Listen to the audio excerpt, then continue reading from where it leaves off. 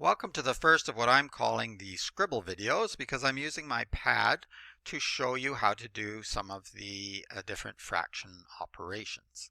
And in this case, we're reducing to lowest terms, and I'm going to look at a fairly large fraction here, 135 over 270.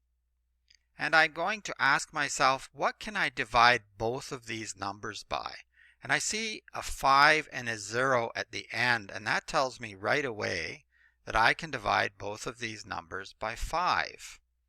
And because any number ending in a 5 or a 0 can be divided by 5. So 13 divided by 5 is going to give me 2 with 3 left over. Sneak that in there. 35 divided by 5 gives me 7. So that gives me 27 at the top. 27 divided by 5 is 5, which gives me 25. 27, take away 25, leaves me with 2. So I sneak that in there and I have 20, if it'll stay there. And 20 divided by 5 is 4. So I have 27 over 54. Now right away I realize that these are both divisible by 9. This is in my multiplication tables.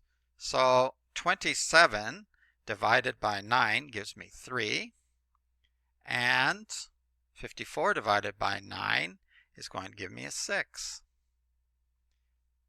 And again, right away I see these are both divisible by 3. 3 divided by itself gives me 1. 6 divided by 3 gives me 2. So I end up with 1/2 as my final answer, because I can't go any lower than 1. Now, you may have noticed back here, you may have noticed that 27 is half of 54, and you could get to your half quicker if you happen to notice that. Or you could play around and find larger numbers to divide by, but that can take up more time than just quickly dividing by the easier number. 5 right away, 9 right away, 3 right away. So it was very quick just to do that. So sometimes just looking, as I mentioned before, just looking for that larger number takes longer than doing it quickly by a smaller number. So let's try one more. 168 over 232. And I know right away with 8 and 2, they're even numbers, so they're both divisible by 2. And I'm going to do that and get 84 over 116. And again, you can do this by doing 16 by 2 is 8, 8 by 2 is 4, 2 by 2 is 1, 3 by 2 is 1 with 1 left over, and then 12 by 2 is 6. And that can that can show you that.